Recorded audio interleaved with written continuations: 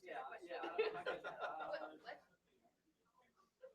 Yeah, now they have it where it says how many pregnancies, I would never. how many live births, like they ask Oh, they don't say specific. abortion. They say No, live they birth. say how many pregnancies, and then if if you have more pregnancies than you do children, then no, they want more information. But no, you don't see that word underneath. Yeah, that's how we were. And I mean, it really took me back to LSU. Slant over. So you just assume we have. Abortion. Yeah. Because even the DNC, like on the medical list. Yeah, I think they just anything. I mean, if I'm first, oh, I'm just here back there.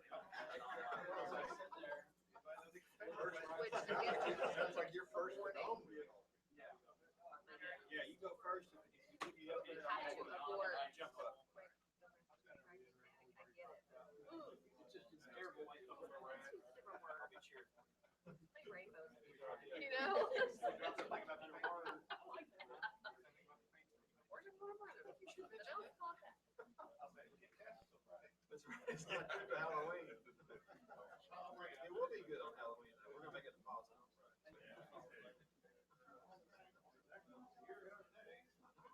Hard to believe. Wow.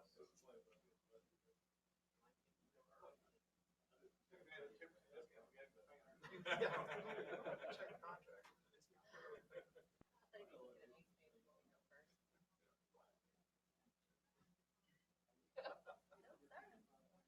Nothing to talk about you. Yeah.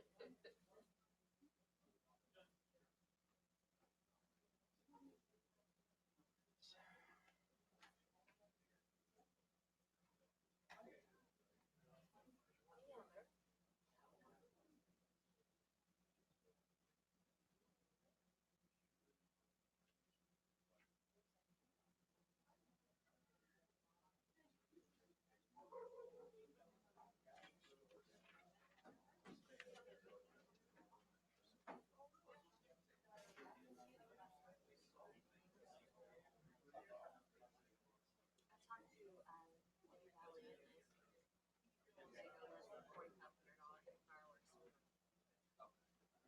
And that's on for 7. Yeah, because it's free and then no chickens involved, wireless. I don't know. That's what I'm thinking. Yeah. Okay. Oh, good, okay, good. Okay. Pun intended, yeah, exactly. Pun intended.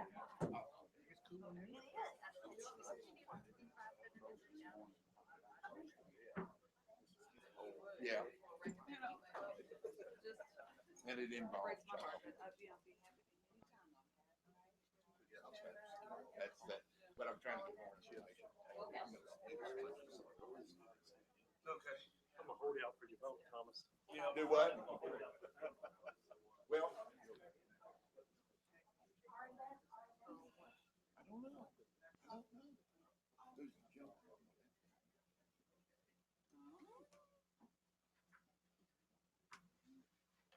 Obviously, the mayor is absent this evening. She is enjoying a well-deserved vacation in Florida.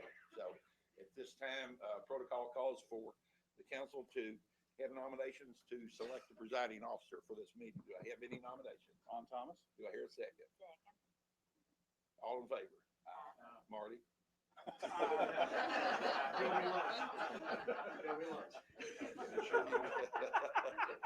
I can assure you we'll do the meeting in an orderly fashion. I'll ask Councilman Tony Bishop to lead us in the invocation, please. Father, we thank you for this day. We thank you for all your blessings. We ask that you watch over our community and all our employees as they go about their daily service to our community. We ask that you be with our special responders as they do their duty and taking care of us. And also ask that you be with our mayor as she's enjoying her vacation, those that are with her, and just be with our community as a whole. In your son's name we pray. Amen. Amen. Thank you, Tony. Pledge. I pledge allegiance to the flag of the United States of America, and to the republic for which it stands, one nation, under God, indivisible, with liberty and justice for all.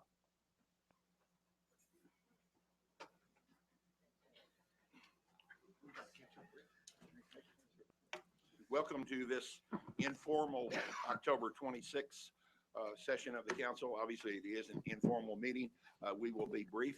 No action will be taken, and we will simply discuss the items that are on the agenda and anyone else that might want to come forward after that. First item we have is Green Space Trivia Night. We have Harold Hendricks and Janet. Would you all come and tell us about the, okay?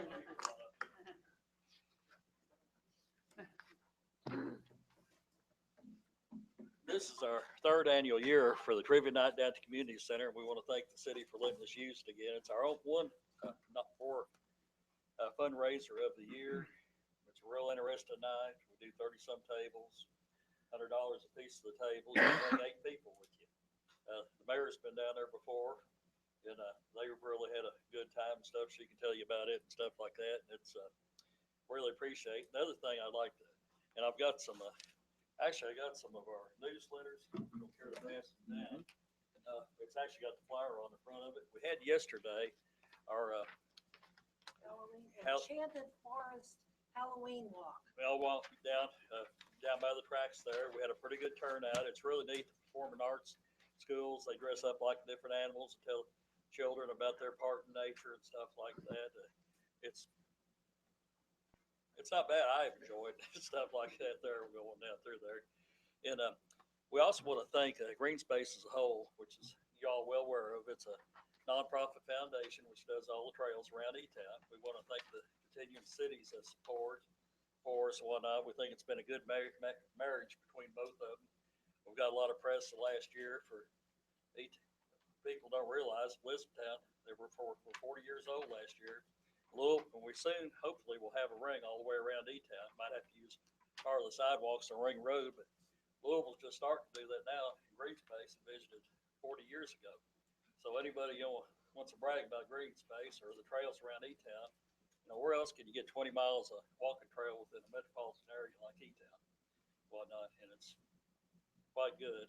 And we appreciate your all support, whatnot, and hopefully down the road keeps working out good for everybody. Thank you. Thank you. I want to add 2 things. We have a new member.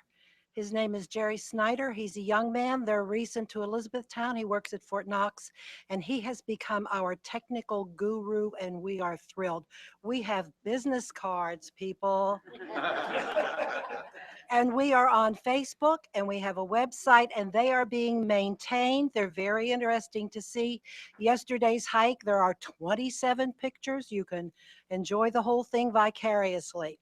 The reason I mentioned Jerry is that he has, Douglas, please hold up that magic book. In this book, this is a hard copy of map and description of 17 of the Green Space trails. If anyone's curious about, any visitor to town is curious about a trail, he can look on the map. Do you want a wide open trail? Do you want a narrow wildflower trail? It's all in the book.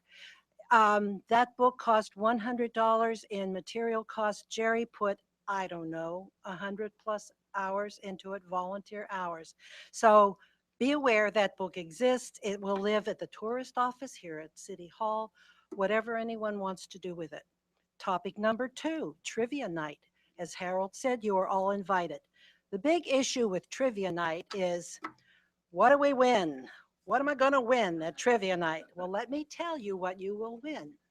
You will have an entire year of intelligent bragging rights, all right? We will post you far and wide on our now active Facebook and website. The world will know how smart you are. You will get a tangible certificate declaring you a Master of Triviology, signed by our illustrious president, suitable for framing on your hero wall, be that your office, your home, your cabin in the woods, whatever, all right? So that's the prize you'll get. And plus, we promise you a whole night of fun and intellectual challenge entertainment. Okay, may I pass these cards out. Any Yeah. questions? I'll hang around after the meeting if they have them. Okay, And questions? Dr. Tony Smith does Oh, trivia. yeah. And I know a fraction of what I thought I knew. and whatnot, and it's pretty interesting. Like I say, if you got a group and stuff like that, we still got several tables we need to sell. It's 100% of it goes to supporting the trails around E-Town. Well, I know last year, excuse me, the mayor ranted and raved to the council about how much fun that she had down there. I wouldn't be surprised if she didn't come back from Florida, but we want to know, did she lie to us about how well she did down there? Well, She said she knew all of the, her ex-husband was a real good friend of mine, Okay. Charles Hall. He bought a table the first year and her come down, and it was really unreal how much they could do. They have won the 50-50 donated back. but she didn't lie They to us. did. No, she didn't. They had a real good time and whatnot, and yeah, I like to see her back, but She spoke very highly of it. It became very competitive. The winning table won by 1 point and the second table was not happy. So we had to, and the idea is it's in different categories. Dr. Tony Smith is an ophthalmologist, but his hobby, his whole family's hobby is collecting trivia data. So if you know music or sports, you may not know history or local history is a category also. So it's a lot of fun, people. Come on out. it's actually about 3 hours worth of. That's what she Saturday night said. of entertainment. We'll have snacks and stuff down there. Some people bring stuff like plates out in the middle of the table and stuff like that, cheese dips and whatnot. It's quite good. And thank y'all for your support. Well, thank you. Thank Just you. on behalf of the council and the mayor, just to Green Space, two things. I once heard that, and Charlie, you may know this, that Green Space is the oldest volunteer community group that we have in the city of Elizabethtown. Somebody said, and you said it was 40 years 40 years last year, actually it's 41 now. as a volunteer. We've got one employee and everything else, strictly volunteers, whether it's school groups, community college, all the high schools around, come speak to the army and stuff like that. Certainly a shining star for Elizabethtown, and we can, absolutely. We don't want it to be the best kept secret in Elizabethtown anymore. It certainly is. Thank you all. Thank you all very much. Next item we have on the agenda, JJ and Jeff, you're gonna talk about sewer billing?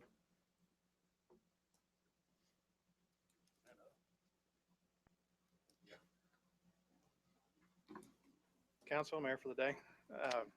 Spoke to several of you about this a couple months ago. Just kind of want to give you an update of where we're at right now.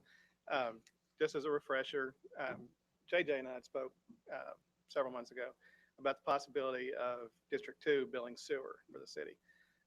As you know, it's been almost a year since we sold the water plant. And one of the issues we've had and we've heard over and over is, why is our sewer bills late? Why can't they be on the same bills? A lot of things like that. And I'm sure many of you have felt the same thing. Once we talked, we realized, yeah, it is a good fit. Why don't we look at doing this? Where we're at right now is we do have a draft agreement. We're hoping to have an agreement in place by Friday so we can send out to you all for formal execution on Monday. The district's board has already voted on it. They're in agreement with it. Basically, in a nutshell, what it does, it outlines a 5-year agreement. I believe that's right, with the option to renew. So at 5 years, no price increases. Price remains the same as what I told you before. $1.43 per reading. We're currently paying 75 cents, so the additional is for the new cost of billing sewer. There will be a little bit of software programming, but it's minimal, and the city has offered to take care of that because they're doing it for us. Everything works out like we're expecting. They should start billing sewer first of the year. So we're hoping that we can get all this taken care of. With your all's approval on Monday, we hope to go ahead and have a kickoff meeting as early as possible in November to where we can start getting the ball rolling. That would mean notifying customers, press obviously, so they'll hear about that tonight. Just making sure everybody's aware. We had some issues when we first kicked off the district billing water for us. We've learned a lot from that. We're hoping to kind of avoid some of those same issues. We still got to get people notified. There'll be some bumps and bruises, but we're hoping that in the end, this will be a smooth transition for us. So if you have any questions for me or for JJ, he's here. Y'all have any questions for Jeff or JJ? So they'll bill it, they'll collect it, They'll and bill then and collect write it. the check to the Yes. city. Yes. So basically, we still own everything that has to do with sewer. We just won't bill it.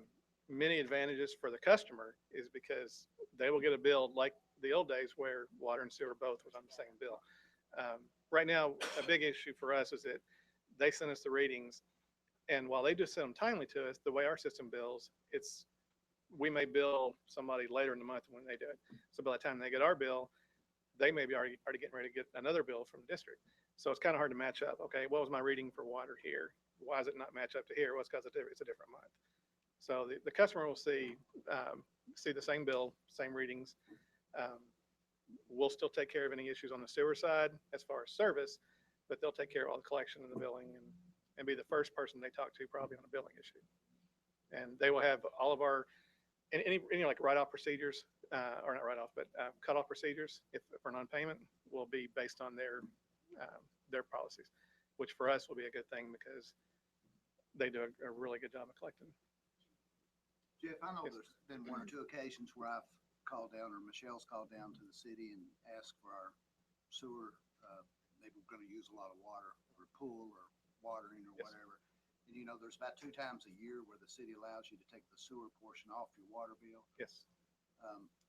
Who's gonna take care of that now? Those policies will still be in effect. We will give district some written guidelines to say, we will still give you 2 sewer adjustments a year based on this criteria. And that would be watering your grass, filling a swimming pool. Basically, if it goes through the sewer, so if you have a leak now, say you have a toilet leak, leaks for a month and your water bill goes up, that still goes through the sewer. So while the district may give you a reprieve on your water bill, we still have to charge for the sewer because it does go through the sewer. If you have a leak outside that just flows down the street, then we can give an adjustment on But the that. city will still allow the 2 sewer Yes. adjustments, 2 sewer bill adjustments per year. That's correct. And you'll give them the guidelines as to how. to Yes. So they won't have to come to us for every single issue. If they're told by a customer, well, I filled my pool, it's X number of gallons, they'll be able to go ahead and write that, make that adjustment. If it's for a different, unique situation, then they'll probably come to us and say, what do you think on this? Is this okay to adjust or is it not? So the difference between us and them is that they give I think 3 lifetime adjustments on the water side, and we give 2 per year for the sewer side. We're more generous, is that what you're saying? I don't know, see some of these bills. But no, see, they could give a reprieve for a leak in the toilet or a leak in a faucet where we don't do that. So it all depends on where the leak goes. Any other questions? Thank you, Jeff. I will say one more thing is that JJ did bring us a nice big check today. First installment for the sale, post dated, so we can't cash it until Friday. But, It's like it's in the mail. I think he must have thought there was a 2% discount for early payment. or something. That's what, But, it's on his tax bill. But no, we appreciate him bringing us that. And 8 o'clock Monday morning, or Friday morning, we'll be at the bank. Putting it in. Good deal. Annual check, 19 to go.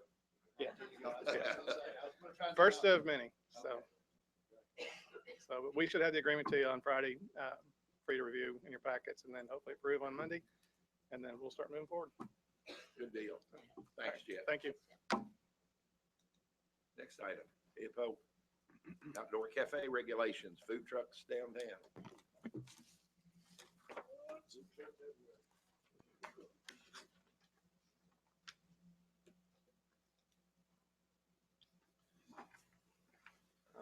We've talked about this topic a couple times over the last couple months, and the last time we met and talked, you all gave us enough direction that we said we would now prepare an ordinance for you. So that's what you have for you all. I want to hit some of the highlights in the ordinance, and then we'll try to answer any questions that you all may have. But first, we are requiring a permit if you want to set up seating out on the public sidewalk. We are making an exemption in there that you would not have to have a permit if it was during one of our community downtown events. Permit's good for a year. So each year you would come into the city and get your permit. Right now, we're proposing that permit fee to be $100. One of the provisions in the first section that you all will note says it has to be a business that derives at least 50% of its sale from food. That is specifically in there because of the concern that you all had about alcohol only out in front of the businesses and those kind of things. So these are for the restaurants. If you would have a bar, you would not be allowed to have tables and just drinks only outside. There's language in there that says the seating area has to be adjacent to your business. Seems somewhat obvious, but we wanted to make sure that was clear. The application process, a couple highlights from that. It would be a specific permit and application or application and then permit, excuse me, that's filed through our department. Both the property owner and the business must sign the application form to get the permit. That's just an effort on our part, making sure that the property owner is aware that this is going on and the issues associated with it. As I mentioned, it is an annual permit, $100 fee. I would tell you that I did add one other section to section 3 after got those copies for you all today. So that would be in a final draft if, after we go over it with Dee Dee a little bit more. But there's a section that I added, 3.4, that would say the application or the permit is not transferable to another business and it's not transferable to another location. So when you come in, you get it for, I'm Vibe Coffee, and we'll get a permit for them to have seating out in front of Vibe. Kevin Addington, because he owns the buildings, would have to sign that application, but it's only for the coffee shop. If the coffee shop moves somewhere else, they don't get to take that with them. They get a new license. If the coffee shop closes, whoever comes in doesn't use their license, they come and get a new permit from the city. As far as the standards, they're all contained in section 4. A couple of things to point out to you. And again, this is a draft. So, I mean, if you all wish us to make changes, please let us know that. But one of the topics that we talked was the concern over how much clearance we could get in allowing tables and chairs out on the public sidewalk.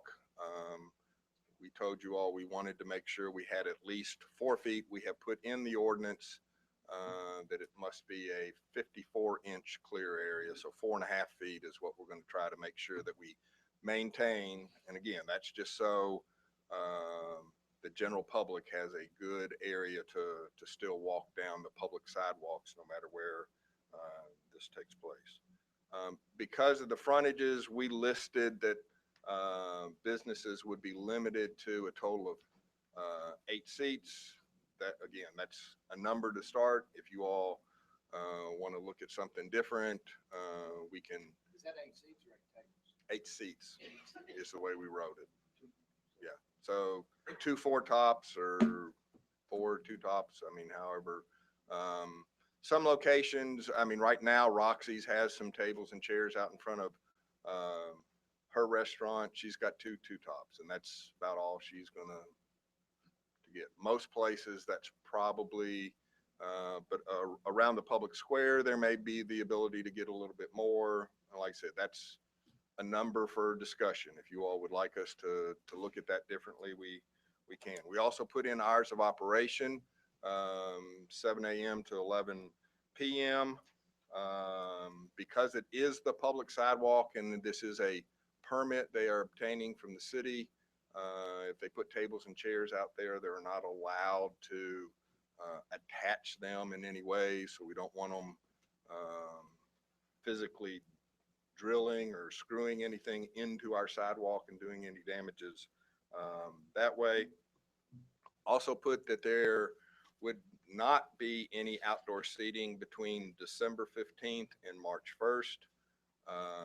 Try to be sensitive to when the second Saturdays occur. So that December time should allow, if there's a second Saturday event in December with the parade and those kind of things, that you could still have some seating, but the thought being that through the winter months, again, not as likely to have the need for that. And we do have the issue of just trying to keep sidewalks clear with snow and ice and those kind of things, and just thought it would be easier for us to be able to do that, or the business to be able to do that, if we didn't have to worry about tables and chairs sitting out all year long and stuff too. So I know, like I said, the last time we talked, the council was voiced a number of times your concern about alcohol and how that would be done. So we put provision in there that the patrons are not allowed to carry the alcohol into that area. So if it is at a restaurant that does serve alcohol, then I can go and sit at the table and the server will bring me my drink. I don't get to go inside and walk around with my drink and those kind of things. That I sit at the table and they bring that to me, and then I don't go anywhere else. So like I said, that is a provision in the standards. There is the ability, as we do with a lot of city ordinances, to write a citation if there's violations, or to revoke the permit. We specifically put language in there to emphasize that this is a temporary license. It is renewed each year, just to make that clear to folks. The other thing that we put in there, just as a kind of a general information for you all to know, is that giving the city the provision that if we do have any need for sidewalk work or utility work or anything on this the sidewalk area, since that is the public right of way and publicly use, that we can temporarily suspend any permits and tell the business that they're just not allowed to use that portion of the sidewalk while we may have to do any work in the public right of way. So like I said, I know that was a kind of a quick summary of things. I tried to hit the highlights, but the language is in there in more detail. And like I said, if as Jeff pointed out, if you all find things acceptable, I think we'll probably place it on the agenda for next Monday. I wonder if on the number of seats, because I have a feeling that's probably gonna be a moving target with the size of the space in there. Wonder if, and you gotta pick a number to start with, but just wonder if you could maybe put some wording in there or have a procedure if you'd like to ask for a waiver on that limitation, just for them to put a little scale drawing or a sketch or something in that says how they're gonna put their seats or their tables out there. Somebody might have a little bench, you know, against the window of a store, and you might be able to put 4 people on the bench and then have a little long skinny table or something like that. It is a requirement of the permitting that we put in the ordinance, Terry, that they would have to give us a drawing showing us the locations of the tables and chairs, and that therefore we would monitor and make sure they're using that area as you wanted. So yeah, I mean, if we want to make some kind of exception or something, I mean, I think we can write some language. One of the things that, in all honesty, I wanted to do before we talked tonight, and we just kind of ran out of time, and I will do this before next Monday, is we'll get down and like talk to the go down to Roxanne's or Roxy's and talk to Roxanne and try to get by and talk to the ladies at Vibe Coffee and talk to them a little Get a bit little about that feedback. and get a little more feedback. And then the other thing, and it might be in here, but are we gonna have any kind of requirement for them to show proof of liability insurance? Yes. Yes. I saw where you have that in there for the property damage and bodily Yeah. injury. Don't you think we should have also proof that they have liquor liability? Since they're gonna be, if alcohol is gonna be outside on the I think premises? that's it. I put language in here that would say they have to already have their license for alcohol sales and stuff, and I would have thought that would have been covered under that That- licensing. Just because they're licensed, they don't have to purchase Okay. liquor liability insurance. Yeah. Okay. Is that an option? So I'll I would make- think we'd okay. want to have proof that they do have liquor liability. Any other questions or comments for Ed or Dee Dee? Okay, this will be on the agenda for the first reading then next Monday, and, I think that's what our plan is right now. okay. They kind of put both of them together, but wanted to talk about food trucks too. I know it's, we've started to talk about that and never quite have a couple of times, and I think there's some questions, and I'll I don't have anything written for you all at this time, because like I said, we actually have more questions before we start crafting anything, instead of having all the answers yet. But to let you all know, right now, in the zoning ordinance, we do list sidewalk food vendors. It is a use that we permit in the downtown area. And that's about the only standard we have. As far as food trucks, the way the city handles that use currently is we typically, if somebody says, I'm going to have a food truck and I want to set up, we tell them they have to be in a commercial zone, and they have to have permission from the property owner where they're going to set up. And then they get a business license through the finance department, and whether they set up in Mulberry Square by Terry's business or out at E-Town Trust on one Friday, I mean, as long as they've got their city business license and it's zoned commercial, we don't really have any other regulations or discussions. So like I said, I know the topic has been brought up of what if they want to start parking in the downtown again, because it's on a public street, it's a little bit different than parking on somebody's private property. So I think that's what prompted the questions that you all had. So like I said, and I too, I mean, I have more questions if you want us to start crafting either a policy or an ordinance on how we would handle those things. Is, yeah, do we want to write something that would say they have to be in a parking stall? Are there certain areas we would want to restrict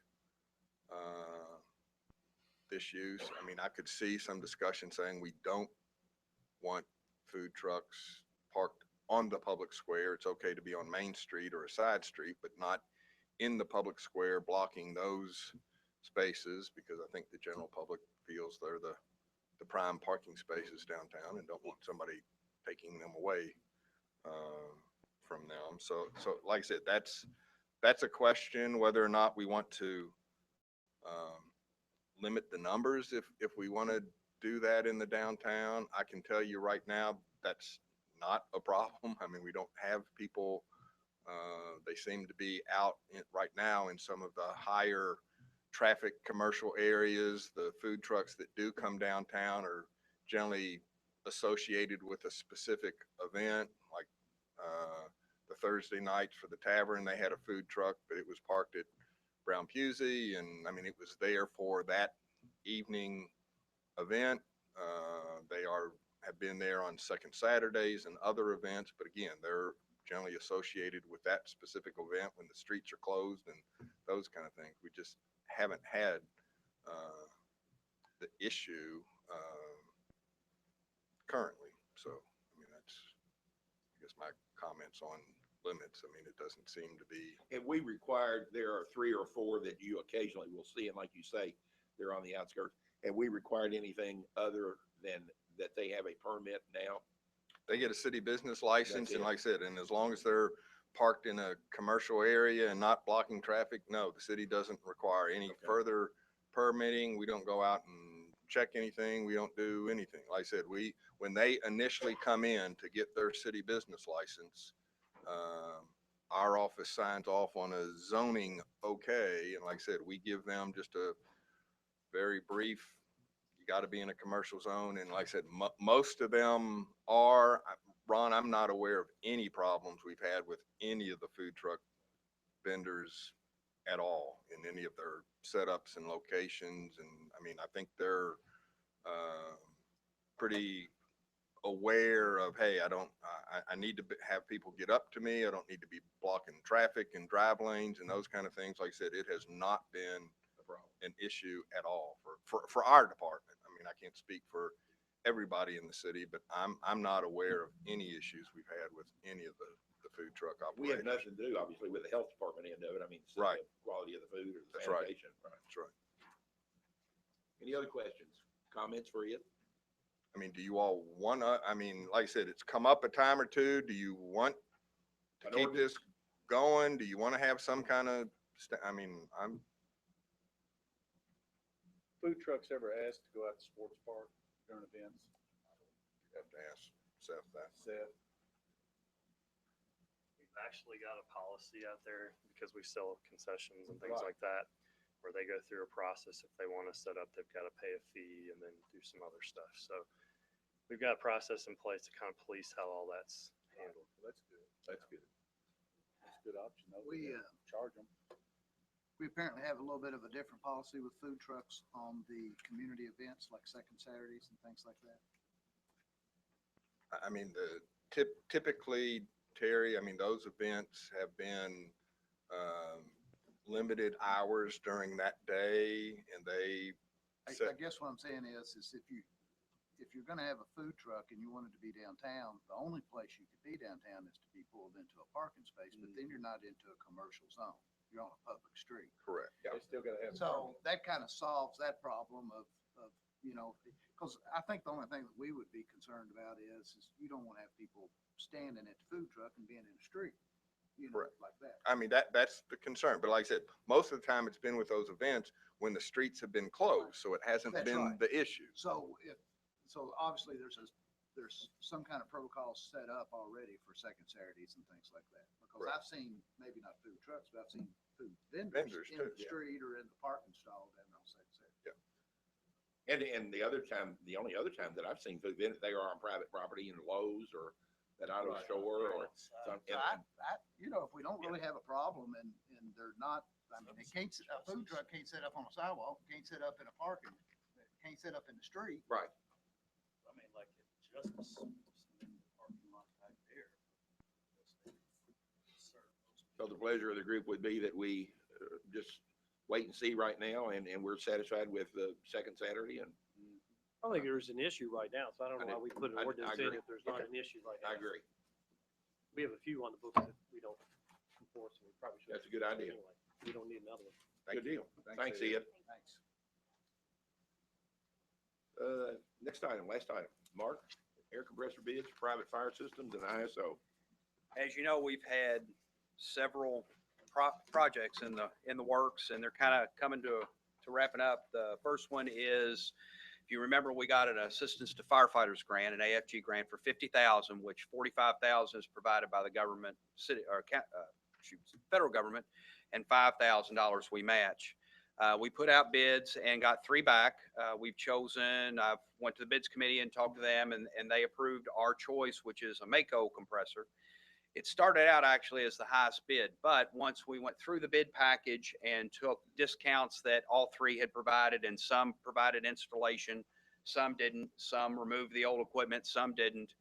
When we parsed it all out, and we actually originally had asked for a particular type of air bottle that never had to be hydro tested, which is a kind of a hassle to have to get that done. All 3 bidders came back with that price, and then they also said, hey, if you go to this other type of air bottle, it only has to be hydro tested every 10 years, which means that it probably in the life of the compressor, it only have to be tested twice, which is not unmanageable. And that actually dropped all 3 bids and made the bid that we chose the low bid. So we went with a Mako air compressor. It's a 6,000 PSI system, and it will replace the one we bought in 1992, I believe. And it finally has gotten to the point where we can't even get parts for it anymore. So it's down. This is what we use for breathing air. This isn't just like for the air compressor to keep the brakes up or something like this. This is actually the breathing air that we have in the tanks that are on all the trucks. So that bid is, as the final bid goes, it's $43,700.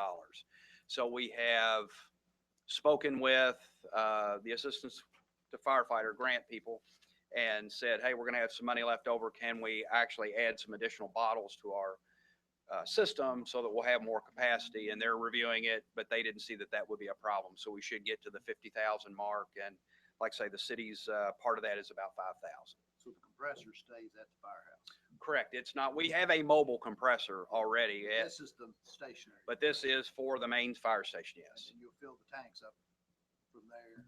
And they go on, normally like on a structure fire, the air bottles that are used, we'll take the ones that we have from Station 1 that are on that truck and give those out to the other substations.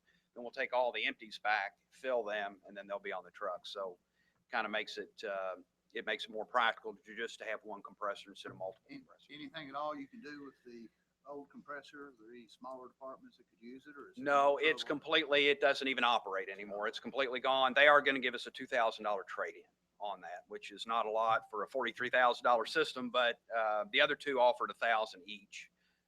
This particular company offered $2,000, and like I say, there's really not anything we can do with it. The second item is a private hydrant ordinance, and you'll have that. And I think we've talked about it once before. Basically, with the sale of the water system, we had to come up with a way for us to actually maintain private, or not maintain, but at least inspect private systems on private property. This ordinance basically is broken down into two pieces: NFPA 24, which is the National Fire Protection Agency code that we go by, and that's for the installation. This makes sure that easements are available for us in case there's a problem and the city needs to fix it under emergency ordinance or something like that, then they can come in and do that work. The other part of that is for them to maintain the system once it's installed, and that is NFPA 25. And that side, basically, our inspectors, we're going to add that to their yearly inspection protocol, and they'll check the hydrants, make sure that they're operating and the caps are there in place and all that kind of thing. And if not, then there's provisions in here for us to make contact with them, and just like our normal ordinance on inspections, you know, we'll notify them that they're in violation. They have 30 days to fix it and move it through the code enforcement board if not. There's also a provision in here under emergency conditions. If you know, they're completely down, then we can fix it and send them a bill for that. So that's all part of this ordinance. It's been reviewed by both Ed and Scott, and they both are good with the way it's written. So. And finally, the last, if you all remember, we were concerned about our ISO rating in the last budget talks. We got the numbers back, and we were shocked, to say the least. We are moving from a Class 4 to a Class 2 fire department. There's only about 1,000 in the country that are Class 2. We're very close to being a Class 1, actually. We're manpower-wise, it's a little bit short for making a Class 1, but we're really close. I checked with both a local insurance provider called ISO also, and as far as homeowners insurance, it's not going to make any difference. So after you get past a Class 4, it makes very little difference. On the business and industry side, it makes about a 1% difference in the overall cost of their insurance. What it does do is it's a tool for, like, the Industrial Foundation when they're courting businesses to say, hey, you know, we have a good fire department in place. It's a Class 2 fire department, and you know, it says to them that this is a place where they can do business. So hopefully it's an economic tool. I've contacted Rick Ames and informed him and told him to, you know, sell us. So what's your average response time to be a Class 2? Well, it's still in that same number, the 5-minute response time, but that is on the average of actual reported structure fires. And the group of structure fires that we gave to them, which was like the last 25, they came in under that amount of time. And 90% of them has to be under 5 minutes, which they were.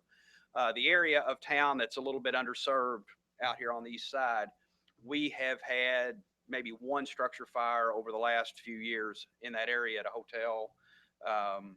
Wound up being something, you know, electrical plug. And well, actually it was at FedEx, but that still kept us well within that 90% range. So, you know, luckily the numbers that we gave them, that they asked for, that we presented, kept us in the right category. So It's good and bad news. Good for the industry, good for industrial recruiting. Bad news, we got to come up with another percent to fund the fire. Any other questions, comments for Mark?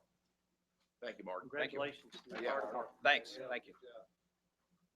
Those are the only agenda items that we have listed in the agenda. Marty, I think that you were going to bring up maybe some questions you have about the discussion we had last week on the health premium. On the health of premiums, I called Charlie and then asked if I could call the council members and talk with them individually. My issue was that I know we need to make changes in the plan. My issue is that we were told that normally the out-of-pocket is 3 times the individual deductible, but what we were presented was a 4.5%, 4.5 times increase, which I do not agree with. And we were also, was not able to answer the question about what are we really going to save? What are the savings really mean, those changes, which is disappointing. But with that said, when talking with the council members and we went back and looked, in 2014, 68 units or people met their $700 deductible. So far, May 55 have hit that, exceeded that $700 deductible out of pocket, maximum out of pocket. So in talking with the council, we thought it was appropriate to adjust that on the individual to leave it at the $1,000 and then $3,000 maximum out of pocket. And we think that that's a step in the right direction. We have always, this body in the past has always said that the health insurance is a nice benefit to try to offset some of the lack of pay that we're able to pay our employees. And so hopefully it's met with approval from our city employees. And Marty, I think you talked to all of us Yes, during the week, yes, everybody was and we agreeing are with in that. agreement with, Yes, with those changes. So. with that. So I assume, Barb, you've already got that working and Yeah. under control? Okay. And she needs some information from you that she hasn't gotten yet. You said you would get with her. If you could get that to her, that'd be great. Sure. Very quick, I Yeah. mean, from my perspective, I think you looked at that the appropriate way, from the standpoint of efficient, embedded, who hasn't met it. And in my perspective, we get the plan arranged appropriately from a risk standpoint. There are a whole heck of a lot of things that we can do when you are looking at what is the cost savings going to be. There are a lot of unique opportunities within the health plan that I think that we can create that don't exist today that will drive costs, not drive people to their deductibles. And we're all for that. But Yes. I'm going to be honest with you. In my 15 years here, it's been a battle to get that done. And it's only happened one time. And that's when Mayor Walker went and sat down and said, we're either going to renegotiate here or we're going to do something different. Yep. Well, and That's what we want. The answer has always been up the premiums or cut the benefits. Or cut the benefits, right? And you're getting to the point just where everybody else is, and a lot of other folks have been for many years where they already hit that tipping point. Okay, so you've been fortunate, you've been generous relative to the overall health plan, but now there are only so many levers that you can push and Right. pull relative to premium, claims, deductibles, et cetera. And Right. you've gotten to that tipping point. So now it's a point where we need to come in with a certain amount of creativity and definitely change what's happening, but change it so that it mirrors the landscape of where healthcare is going, which means taking more of your claims and turning those into fixed costs as opposed to just sort of nebulous claim costs against some network discount. And we'll have those conversations. And you will get with Barb Yes. and work that out. And again, point of information, I don't think, we can't vote today, but we are all in agreement to making that change. Good enough, good enough. I think though also, Terry, you had the idea about a little bit of increase each year that mentioned that. Well, I think we all- that's kind of one thing we've talked about is increase the employee participation in that. But if we do it small, but do it in very small increments to where someday at a time, 5 years from now, you just don't hit them blindside everybody. Well, Right. And as an offshoot of last Monday's meeting, one of the things that I've come up with, and Barbara and I discussed this, is a way to change the way that healthcare is delivered, put a little bit of that onto the employees,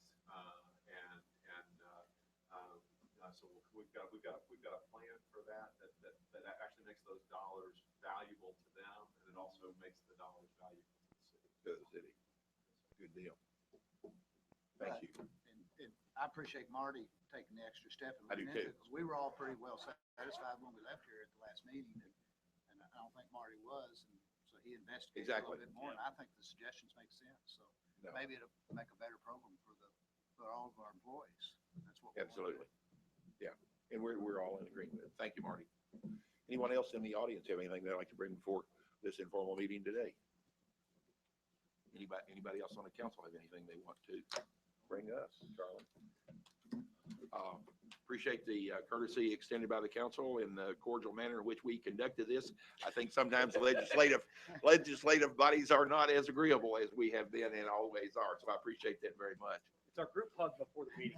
There you, there you go. Nothing else. We are adjourned. Thank you all very much.